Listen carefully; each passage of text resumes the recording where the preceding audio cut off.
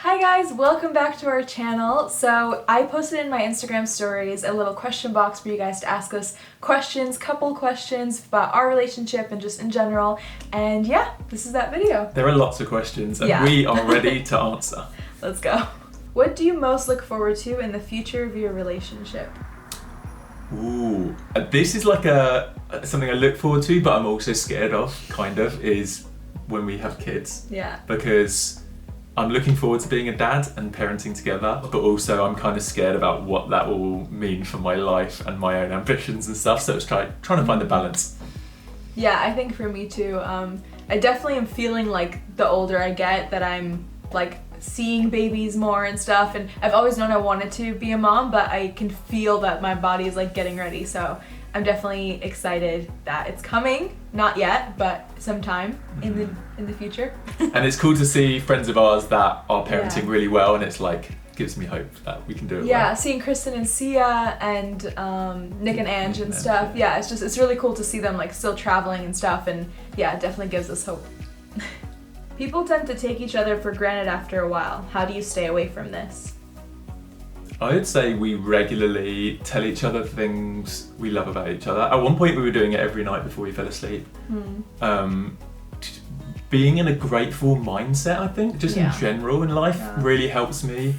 Like not take anything for granted. Yeah. And I would say I'm more grateful for you and our relationship than ever. Like it gets deeper and deeper. I think that's just a practice and a mentality, and if you fall out of that kind of mindset of gratitude, I think that's where that can sneak in, maybe. Yeah, and it definitely is a decision, like to choose to focus on that, because there'll always be things that you can focus on that are missing or that you wish there were more of, always in every relationship. And if you spend most of your time thinking about those things, then I can see how you're like gonna get sick of each other or whatever. But if you decide, like for example, if every night or every week or whatever you decide to say to each other, what am I most grateful for that you've done for me or that we've done this week, and when that becomes a regular practice, whether it's literally out loud or just in your head, then you just naturally focus on those things. And I think it's like a positive spiral where when you affirm somebody else, they feel happier, they are in a better mood, and their positivity flows out, and then it impacts you back, and then it's kind of like this, you're feeding each other's energies of positivity. And you're like kinder to each other. Yeah. What if you're still single at 26? I have the feeling that this isn't normal anymore. Yeah, I wanted to read this because, especially for you, like you have a good thing to say to this. Yeah, I mean, when did we meet? When I was like 32. When I was 32. Or 31, 31. Yeah. I basically wasn't in a relationship for most of my 20s, like from my early 20s until basically probably for like 9 years or something, I wasn't in a relationship. I don't know whether it's different for girls, but I didn't feel like, I think for me it was more important to find the right person and feel like, okay, this is a long lasting thing, than just to feel like, oh, I'm secure in some kind of relationship. I think if you can be like really, and you can speak on this as well, you can be like really kind of happy in your singleness, then you're not like gonna settle for somebody that's not actually gonna help you thrive in life. Yeah. Also, I just want to say, I wanted to read this question because I think for a lot of people watching this video that are over 26, they're gonna be like, what, 26? Like you have so much life ahead of you. Like once you're older, then you can look back and be like, you're fine, like just calm down. Because I remember being certain ages and freaking out about things that now I can look back and be like, it's okay and everything's gonna work out. I don't want your age to make you rush into a relationship that isn't right for you. Like Louie was saying, like don't settle for something just because you're like, oh no, I'm already whatever age, enter here, and so I have to get with someone really fast, or it's not normal, or it's weird. Everything is perfectly fine, and you're gonna meet the person when you're meant to meet the person. So just enjoy being single in the moment, because I always say this, like tomorrow you might meet your person and never be single again, and there's a lot of great things about being single as well. So enjoy those things now, and then when you meet that person, then you'll enjoy that too. What's the biggest struggle in your relationship, and how do you overcome it? I would say just like something recurring.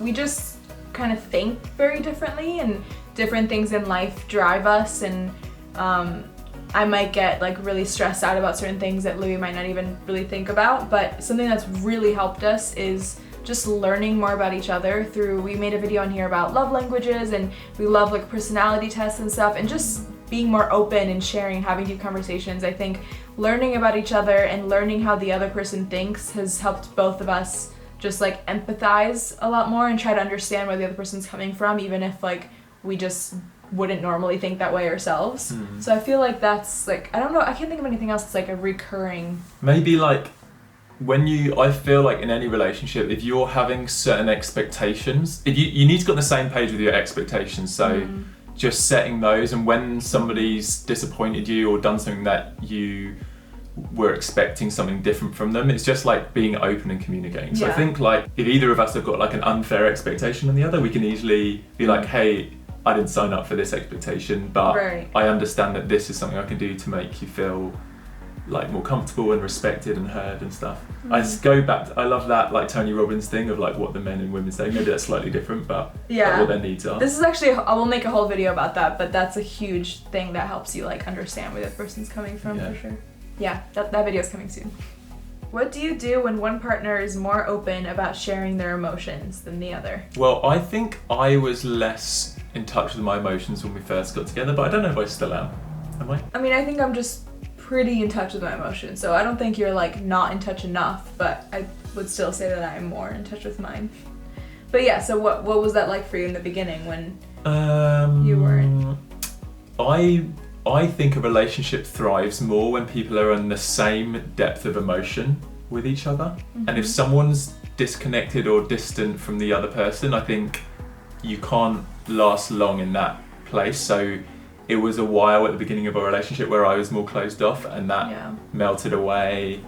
Yeah, I think if you're on the other side of it, you just have to be patient and try to understand like where they're coming from. There's something, maybe they got hurt in the past or something happened that made them feel more closed off, or maybe they just haven't been used to like being super open with their emotions in their life and their family or whatever. So yeah, I think just being patient and also still communicating about what you need, because for example, if they just grew up not really sharing their emotions much, then they might not even know that you would want that, you know? So just communicating throughout the whole thing and being patient, understanding, and like empathizing with the other person. If you two were to get a pet, what would it be? Okay, we're gonna say it on 3. 1, 2, 3. A puppy! Why didn't you say it? Because I didn't know whether to say puppy or Jack Russell, because you want a Jack Russell. I'm still not 100% convinced on a Jack Russell. But yeah, puppy. Definitely a puppy. Yeah. I can't believe you just left me like that. No, I was like, do I say puppy or Jack Russell? Oh my god. Yeah. We were looking on one of the like dog the shelters, like to adopt or foster, to foster at least. I just don't think I could foster though, because I'd fall in love with it and then we'd have to keep it. So we're just still figuring that out. We have Scout at the moment, Cam's dog. A roommate, yeah. So yeah. Okay. As awesome as it must be living with others, do you find it challenging at times as a couple? I don't. I feel like it's slightly more, like you have to be more intentional in spending time solo together, like especially as we're all in the house now, just like finding time for date night. But the pros massively outweigh the cons, like being around friends. I feel like we get to know each other more interacting in a group than we would just one-on-one. Yeah. In many ways. But I think it's important to have that time together as well. But I freaking love it. Well, the thing is, my main love language is quality time. So I think that's mainly where my struggle's been, is just us both like being able to really carve that time just for each other. But it's hard because we love all our roommates, so we'd like, if we're like, yeah, we'll just hang out the two of us, and then we hear people laughing downstairs, we're like, oh, I want to go hang out with them. So I think obviously the pros outweigh the cons. Like we love our roommates and our living situation. We want to live in community always, so this is a big thing for us, but yeah, we're still like trying to find our flow, which I think is just natural. How do you both manage finances since you both are not married?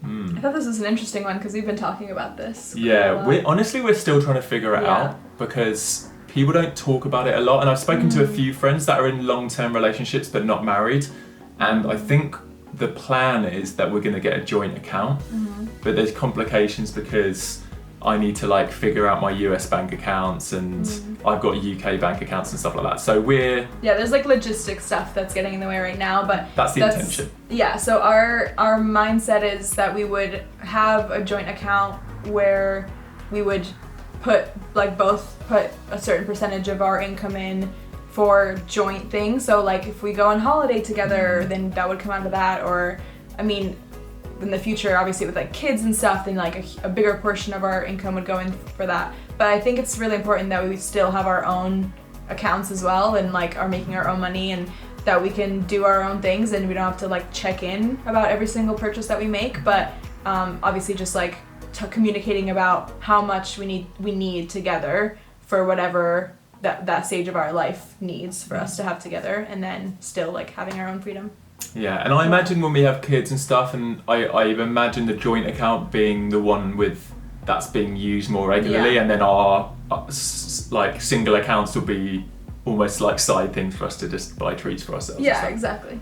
Yeah. How's life these days that you stay all the time together at home? I feel like we've got enough room to kind of do our own things and work on our own projects and potter around the house, and there's enough spaces in our house, thankfully, that we can kind of do our own thing. But then I like that we can come together, have lunch. We've been taking Scout on little walks around the block. I actually feel like because the pace of life's just slowing down a bit over the last couple of weeks, it's been really nice. Yeah, I actually feel we're doing really, really well, and we both work from home already, and we both have our own offices already, so we can like have our own space to work and take calls and whatever. But it feels like a really good flow. It almost feels like it's funny, but I've been saying the last few days like that we're not spending enough time together because we live with roommates, so we're spending a lot of time as a group. So I think we still need to get better at like planning out date nights and stuff. But that's just a funny problem to have when we're stuck at home together, that we're not spending enough time together. But yeah, I think we're doing really well. And we had a like cute date night here the other day when we had some takeout food and we watched a TV show and like hung out, so yeah. But I think the thing for us is we've spent 24/7 together whenever we've been together since we met, because we've been traveling together. So I imagine for couples who have always like gone out to work and have mainly just spent nights and weekends together, this might be a challenging time, or at least like a different time. But for us, we're used to spending a lot of time in one place together, so yeah. Are there any cultural differences? Yeah, I think there are. Yeah. One big one for me is that in Bulgaria, everyone takes their shoes off when they enter a home. Nope.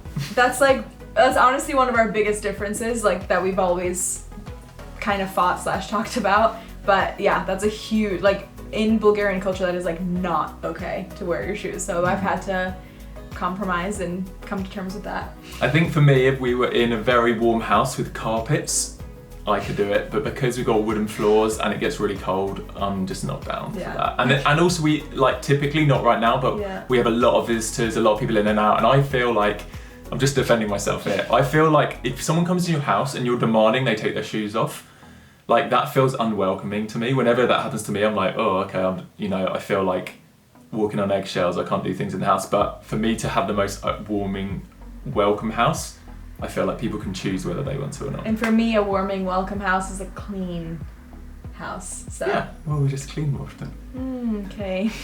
Okay, what do you think? Cultural differences? I don't know whether this is cultural, but I feel like British people can laugh at themselves easily and mock themselves. And I don't know whether it's the American side of you or just your personality type, but there's something where like Raya feels really embarrassed if something goes wrong, whereas I feel like my tendency and most of my British friends, you would like happily laugh at yourself, kind of mock yourself. Well, and Louie will like mock himself in front of people in a way where it just makes me uncomfortable, or I'm like, why are you like saying mean things about yourself? But yeah, that is an interesting thing.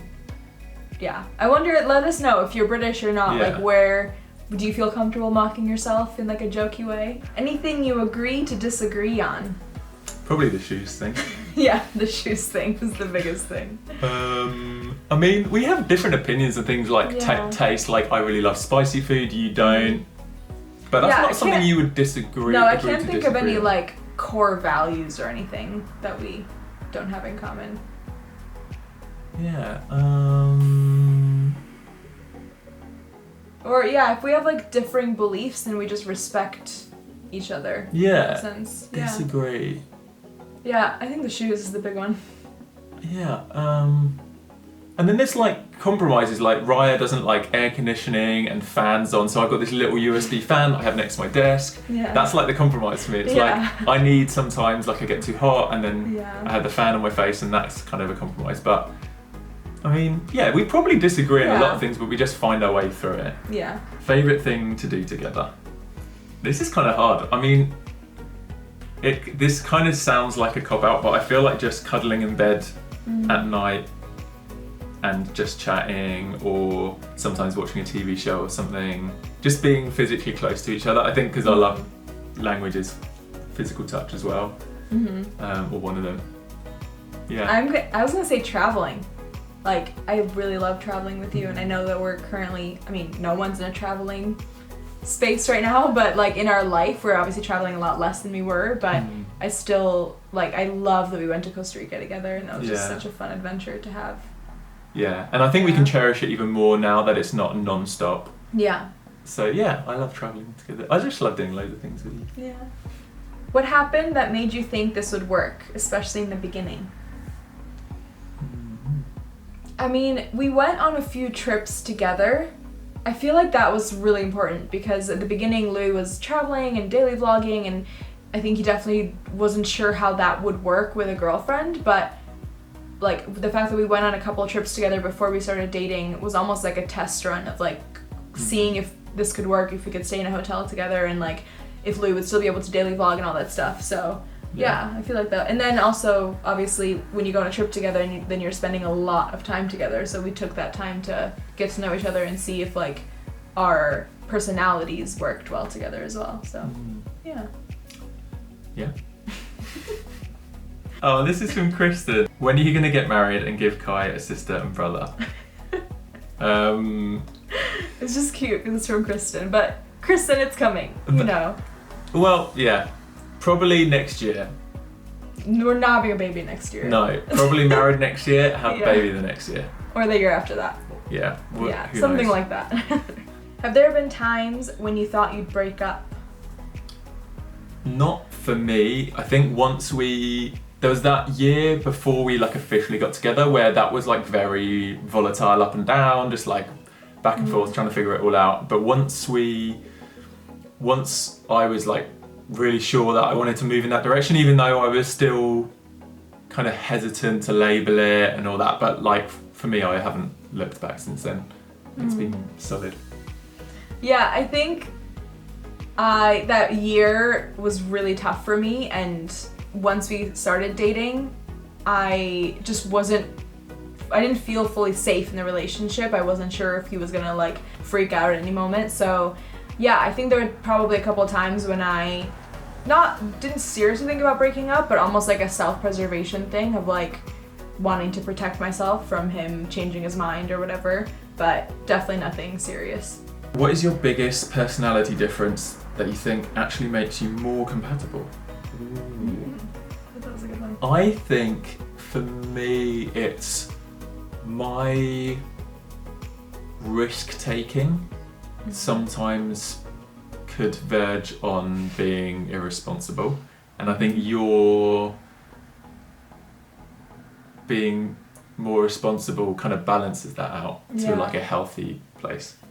Honestly, in quite a lot of ways we balance each other really well. Like I can take things a little bit too seriously sometimes, while he can like lighten things up and have fun, and like I can be a bit more focused, and he can like get diverted into like something shiny and exciting. Like, no, this is like, let's stay on the goal of what you actually want, what we actually want. So honestly, and I think most good relationships work like this, where you just balance each other, and like whatever you're kind of missing, the other person can bring out in you or like help you have. So how do you work through hard times in your relationship or through serious arguments?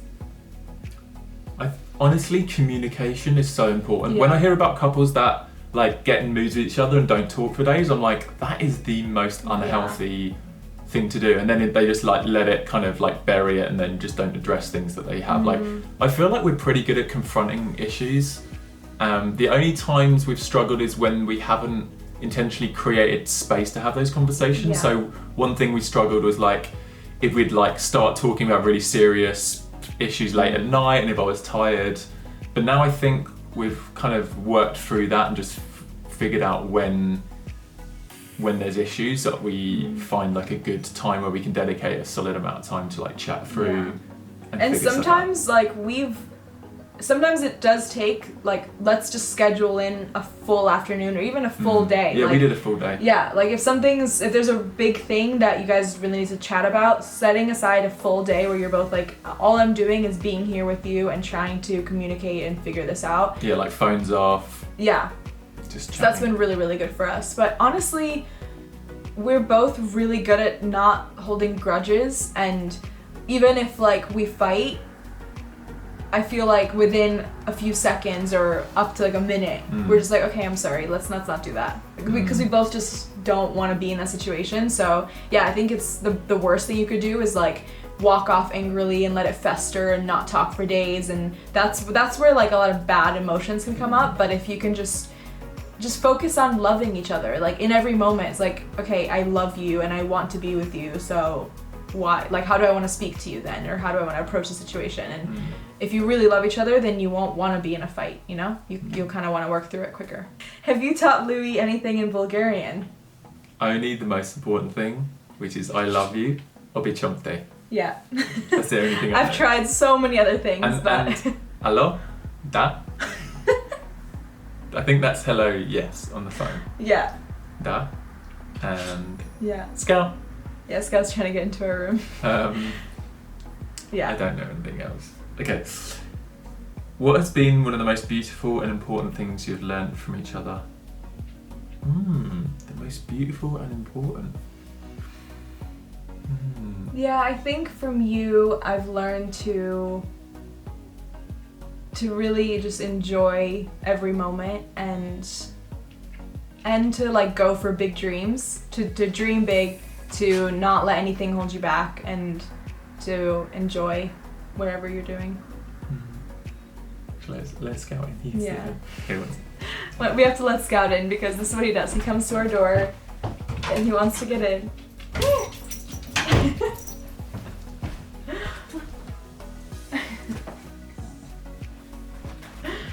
Okay.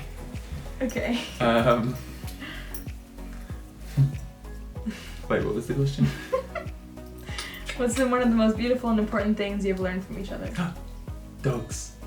I wasn't really a dog person before I met Raya, and she was the one, before we even like moved in here and were hanging with Scout, like you were explaining to me how like having her dog Sophie like opened your heart up. And then we spent time at like with Sophie in New York, and then obviously being in this house and like opening my heart up to Scout. So I feel like you've definitely helped me embrace how deep the relationship between man and dog can be.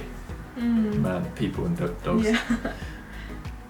Is that it? No, there's other things. I think also just like, as much as I've loved animals and nature, I think you've really helped me become more harmonious with the planet, and whether that's like through just being more considerate about how we're consuming. And I think even honestly on my journey to like become a vegan, like you really helped me on that, because I was a pretty hardcore carnivore previously. Oh, thanks. And there's lots of other things. Thanks. Those are the things that jumped to mind. Yeah. Okay. How do you cope being apart longest time away from each other? I guess those two questions. Being apart's actually become harder the longer we've been together. Yeah. We used to be able to do like a month or two, and now it's like a struggle if we're doing like a week or two. Yeah, and for the first year of our relationship, we were basically like together for 2 months, apart for 1 month, and it was like that all the time. And obviously it wasn't great being apart, but it was definitely a lot easier than it is now. Yeah. Now, like, the first few days are alright, but honestly, oh, look at it. But yeah, honestly, within like a week, like past a week, it can get really, really tough being apart. I don't really know how we cope. I don't think we cope very well. I think just chatting to each other. Yeah, just talking a lot, which is the toughest thing is with time differences. But yeah, talking a lot, and also having, that's the other beautiful thing with roommates is when one of us is traveling, we still have other people in the house to hang out with, so you don't feel like fully alone, which has been really good. And what's the longest? Probably 2 months or something Yeah. at the beginning? Yeah, probably 2 months. The guy that I like is super shy, and I'm the complete opposite. How do you deal with that? I actually think you were really shy when we first got together, and but I also knew that wasn't like. I knew once you'd become relaxed that I'd seen that side of her, which was around the people she's comfortable with, like this more kind of confident personality, and I was like, it probably honestly took you like a year of being close with me and spending loads and loads of time together for that to really come out. So yeah. I don't know, what would you say from that perspective of feeling shy? Like, I mean, I think the biggest thing is just feeling safe to be fully yourself with someone, and some people are just naturally super shy, and that's who they are. And yeah, I think being with someone that just understands however you are and whatever makes you feel good, like just them being comfortable with you being that. Honestly, like it's completely normal to have different amounts of extroverted introvertedness, and just being understanding with each other, and it might be like one of your, one person in the relationship really wants to go out and spend a lot of time with friends, and the other one's like, I'm actually just gonna go in and read a book. And I do that sometimes, where I just come to our room and I just want to read and chill out, and that's, just being understanding. You don't have to be together all the time and doing all the same things. Like some people just want to do different things, and being okay with that. what is a thing each of you does for the other one that makes you happy when they are happy? Yeah, so something you do for the other person that it makes you happy to see them happy. I think maybe when I tidy. Maybe when I tidy the bedroom. Sometimes when I do that. Maybe when I bought those flowers. Yeah. I bought a little pot of flowers. I don't normally buy flowers. I think partly because I don't like flowers dying, but I bought an actual like planted pot of flowers, and that made you happy, and that made me happy. Yeah. And I think for you, obviously massages. He's said probably 18 times in this channel how much he loves massages, but I know how much they mean to him. And food, like when I just bring you a snack or a drink or something, and yeah, I feel like you're pretty easy to make happy. Yeah. Okay, that was it. That was the last one. Oh. Yeah, thank you guys for asking. There were so many other questions as well, but I feel like already this video is going to be very long, so we'll definitely do more of these. And hopefully Scat will be in other ones too. I don't even know if he's in shot, but... Wait, he's in shot. Oh. Yeah, there we go. Bye. But yeah, thank you guys for watching, and we'll see you next time. Bye. That was fun. Yeah.